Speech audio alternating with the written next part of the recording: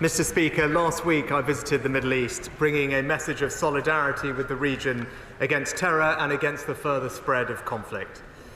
I met with the leaders of Israel, Saudi Arabia, Qatar, Egypt and the Palestinian Authority to coordinate our response to the crisis before us, but also to renew the better vision of the future that Hamas is trying to destroy. I travelled first to Israel. It is a nation in mourning. But, Mr. Speaker, it is also a nation under attack. The violence against Israel did not end on the 7th of October. Hundreds of rockets are launched at their towns and cities every day. And Hamas still holds around 200 hostages, including British citizens. In Jerusalem, I met some of the relatives who are suffering unbearable torment. Their pain will stay with me for the rest of my days.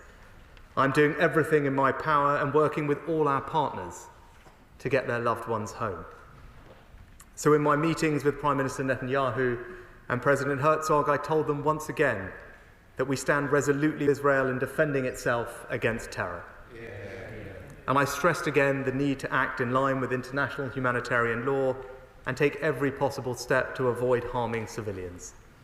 It was a message delivered by a close friend and ally. I say it again, we stand with Israel. Yeah. Hamas is not only a threat to Israel, but to many others across the region. All the leaders I met agree that this is a watershed moment.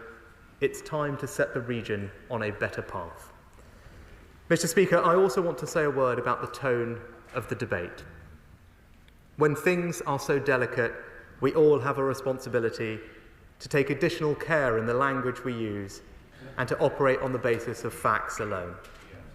The reaction to the horrific explosion at the al-Ahli Arab Hospital was a case in point. As I indicated last week, we have taken care to look at all the evidence currently available.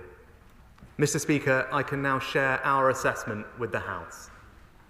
On the basis of the deep knowledge and analysis of our intelligence and weapons experts, the British government judges that the explosion was likely caused by a missile, or part of one, that was launched from within Gaza towards Israel.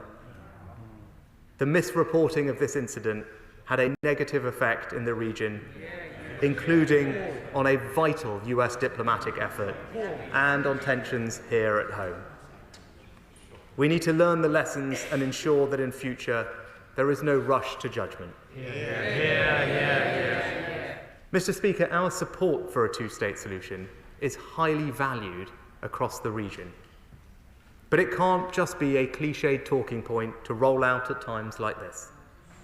The truth is that in recent years, energy has moved into other avenues like the Abraham Accords and normalization talks with Saudi Arabia. We support those steps, absolutely, and believe that they can bolster wider efforts. But we must never lose sight of how essential the two-state solution is.